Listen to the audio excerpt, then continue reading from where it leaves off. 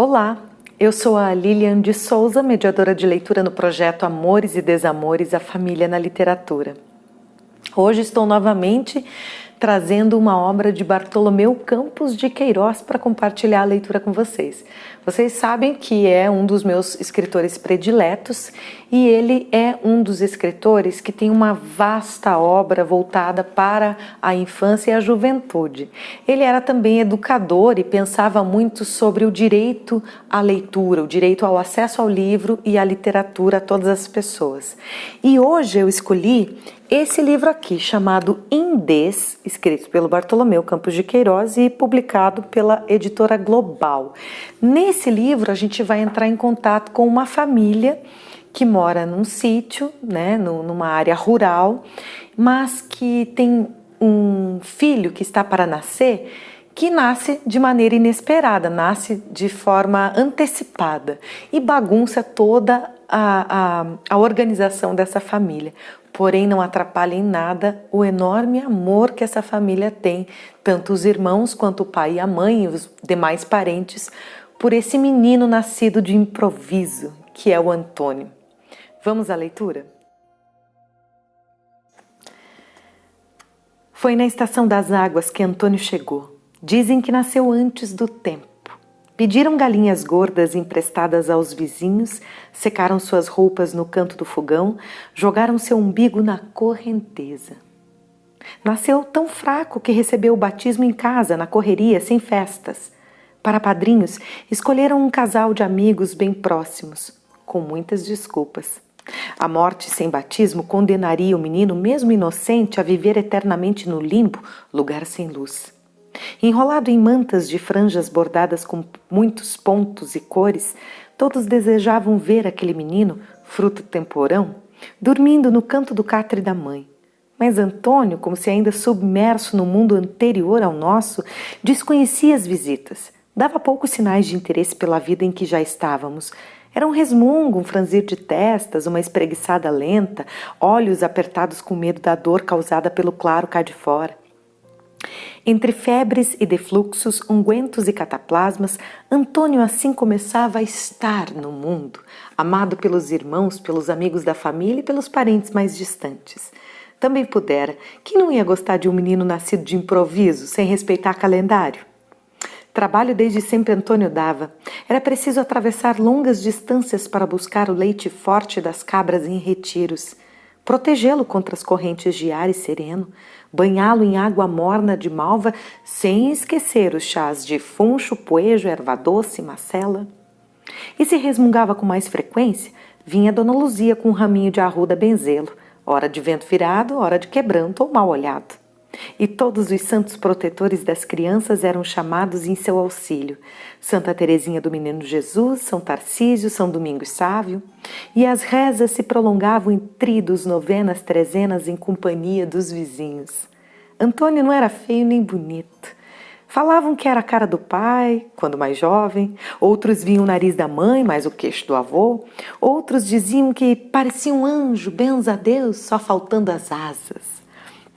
Mas de diferente ele tinha era um redemoinho bem no alto da testa, perto da moleira, e que fazia ficar em pé seus poucos cabelos finos. E com os cabelos assim espetados, os olhos pareciam maiores, transformando seu semblante em sol assustado, agora acostumado com a luz. Como todas as crianças, ele teve como passatempo provar o gosto dos pés na boca, olhar as mãos no ar e por longo tempo morder as grades do berço.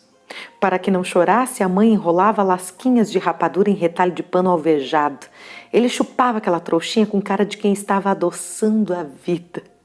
E como não há nada melhor do que um dia depois do outro, Antônio ia ficando cada dia mais aprumado.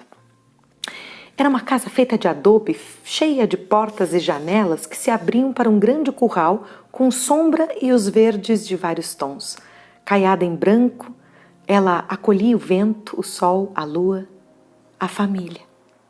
Na sala de visita, sob a proteção do coração de Jesus e de Maria, balançavam outros redondos retratos de antepassados, o avô de óculos e bengala, a bisavó entre flores, o pai ainda moço com bigode e gravata borboleta, que os meninos aprenderam a chamar de gravoleta borbotinha. De tábuas corridas, o chão tinha a idade da casa, com remendos feitos em madeira de outras cores ou de pedaços de lata de marmelada Colombo. Vários quartos com camas cobertas por colchas de tear abriam suas portas para o corredor, onde voavam andorinhas de louça pela parede. Na sala de dentro, mesa grande com cadeiras de palhinha, num canto a cristaleira com brilhos de copos, cálices, licoreiras de vidro. Do outro lado ficava o filtro de barro suando água fresca buscada na mina, água misteriosa brotando entre pedras e raízes. Desta sala avistava-se a cozinha com fogão de lenha e mais prateleiras enfeitadas com um jornal repicado onde potes e latas areadas guardavam doces e suspiros. A casa pertencia à paisagem. Parecia nascida ali entre mangueiras e o córrego cantando no quintal, molhando pés de jabuticabas. A horta e o jardim eram juntos. Muitas vezes, pétalas de rosa dormiam sobre folhas de alface. Outras vezes, morangos se entrelaçavam às pencas de tomates, vermelhos e azedos. Os mamões eram divididos com os pássaros que não pediam licença. Justo trato com aqueles que avisavam a passagem do tempo com cantos e trinados. E nada crescia fora do lugar. Mesmo as tiriricas brotavam entremeando de vida as pedras do alicerce da casa. Pedras antigas, vestidas de musgo, veludo útil para os carneirinhos no presépio de Natal.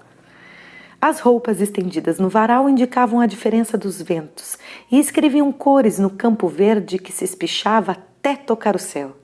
Assim vivia a família de Antônio. Escolheram estar ali nesse pedaço de mundo aberto, recebendo o recado da vida pela natureza, aprendendo com as estações, as mudanças, as perdas, os enxertos. Assistiam às florações, podavam as árvores em luas certas e falavam um pouco de outras felicidades. Em março, a estação das águas se despedia com as enchentes de São José, invadindo plantações e matando reses. Abril chegava tingindo o céu de azul de ponta a ponta. As madrugadas aconteciam mais transparentes. O sol, seguindo o desenho das telhas, bordava cianinhas no interior da casa. Em meados de abril, Antônio pegou coqueluche.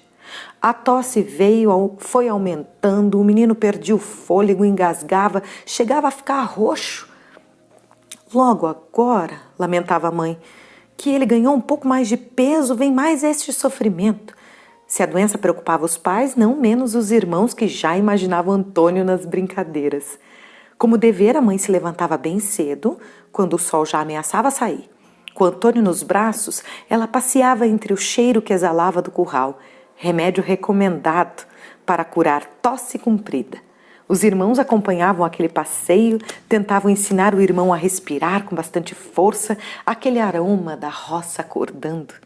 As galinhas rodeadas de pintos tomavam parte dessa paisagem, cacarejando e ciscando em volta de pequenos insetos. Antes, porém, de o sol esquentar o mundo por demais, a mãe voltava para casa, deixava Antônio sobre as tábuas do assoalho lavado com folha de pita. Era hora de afogar o arroz, não sem antes catar os marinheiros e atiçar o fogo para o cozimento do feijão. E o menino, preso no quadrado que o sol traçava no assoalho, passando pela janela, ficava horas a fio acompanhando o caminho das formigas ou o voo dos pássaros no azul lá de fora. Quando a noite chegava, o pai mergulhava uma ferradura de cavalo nas brasas do fogão, vermelha em fogo. Ela era jogada rápida numa vasilha de leite. A mãe, paciente, dava a Antônio para beber pequenos goles daquele leite ferroso com a esperança de abrandar a tosse. Depois as lamparinas eram apagadas com sopros e dedos úmidos de cuspe. O cheiro do querosene penetrava por entre as telhas até as estrelas.